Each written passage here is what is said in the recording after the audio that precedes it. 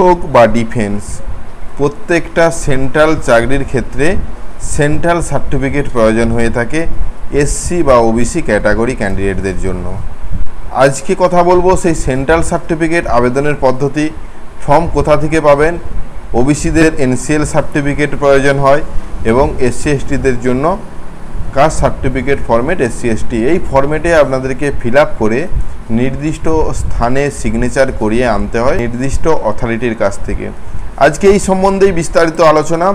বর্তমানে রেলের রিক্রুটমেন্ট চলছে আন্ডার গ্র্যাজুয়েট, গ্র্যাজুয়েট এবং টেকনিক্যাল কোর্সের জন্য। প্রত্যেকটা ক্ষেত্রেই আপনি যদি কোনো কাস্টের আওতায় হয়ে থাকেন, আপনার কাছে যে রাজ্য সরকারের থেকে পাওয়া কাস্ট সার্টিফিকেট সেটা দিলে চলবে না। অনেকেই ভুলবশত আবেদন করেছেন, তাদের অ্যাপ্লিকেশন বাতিল হবে সেটা আমি বলছি না। অবশ্যই আমাদের সাথে জুড়ে থাকুন, আমরা বিস্তারিত আলোচনা করব। আমাদের চ্যানেলে নতুন আসলে চ্যানেলটাকে সাবস্ক্রাইব করুন, পাশের দেওয়া বেল আইকনটা ক্লিক করতে ভুলবেন না পরবর্তী নোটিফিকেশন পাওয়ার জন্য। আর যারা অলরেডি সাবস্ক্রাইব করে আমাদেরকে সাপোর্ট করছেন অসংখ্য ধন্যবাদ।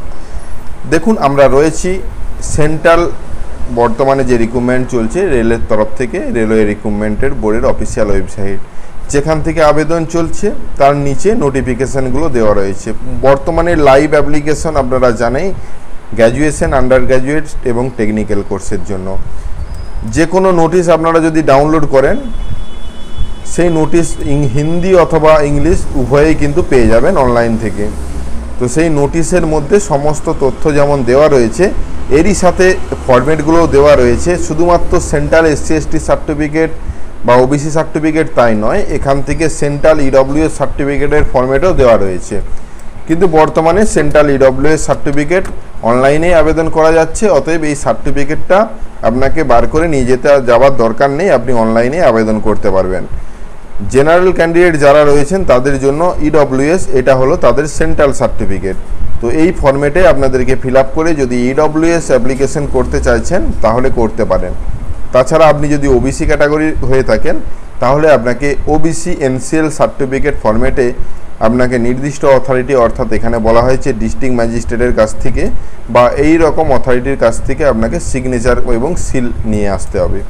সিগনেচার এবং সিল আনবেন কী করে অবশ্যই আলোচনা করছি। একইভাবে দেখে নিন যে এসসি সার্টিফিকেটদের ক্ষেত্রেও দুটো পেজ রয়েছে, একটা পেজে সমস্ত তথ্য থাকবে, দ্বিতীয় পেজে সিগনেচার থাকবে।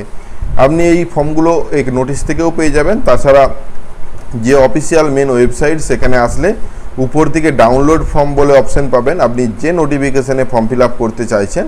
অনেকে এটা বলছেন তাহলে আমি দুটো ফর্মেই আবেদন করব, যে কোনো একটা করলেই চলবে। হ্যাঁ, তাদের ক্ষেত্রে বলে রাখি একই ফরম্যাট যেহেতু, দুটোতেই একটাই করলেই কিন্তু আপনি দুটোতেই আবেদন করতে পারবেন, বা সার্টিফিকেট আপনাকে দুটো নেওয়ার দরকার নেই।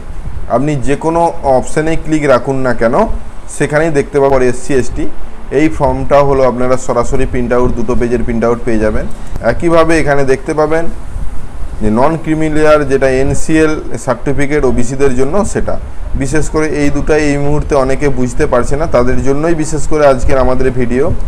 তো এখানে সমস্ত ডিটেলস আপনাকে ফিল করতে হবে। আপনার যে রাজ্য সরকারের থেকে পাওয়া সার্টিফিকেটে রয়েছে সমস্ত ডিটেলস ঠিকঠাক করে দিয়ে আপনার সমস্ত documents, education documents, residential proof হিসেবে আপনার আধার কার্ড, ভোটার কার্ড থাকলে ভোটার কার্ড, এবং তার সাথে যে কাস্ট সার্টিফিকেট রয়েছে সেই কাস্ট সার্টিফিকেটটা নিয়ে সরাসরি এসডিও অফিস যাবেন, যেখানে ডিস্ট্রিক্ট ম্যাজিস্ট্রেটের কাছ থেকে আপনাকে সার্টিফিকেট এবং সিল করিয়ে আনতে হবে। এটা কিন্তু সাথে সাথে প্রোভাইড করে দেওয়া হচ্ছে, তেমন কোনো ঝামেলার বিষয় নয় যে আপনাকে যেয়ে 2-4 দিন হ্যারেস করা হবে, ঘুরানো হবে, তা নয়।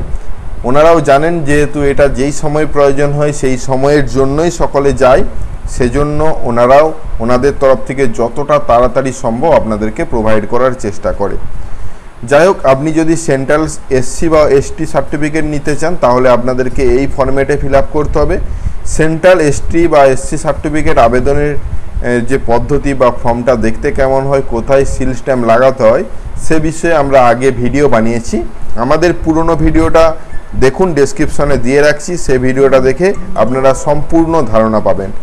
আজকে শুধুমাত্র এই ইনফরমেশনটা দিতে আসা, যারা অবশ্যই আগের থেকে রেজিস্ট্রেশন বা ফর্ম ফিল আপ করে ফেলেছেন আপনাদের পুরনো সার্টিফিকেট দিয়ে, তাদের উদ্দেশ্যে একটাই বার্তা, আপনারা অবশ্যই এই সার্টিফিকেটটা পরবর্তীতে করে রাখুন।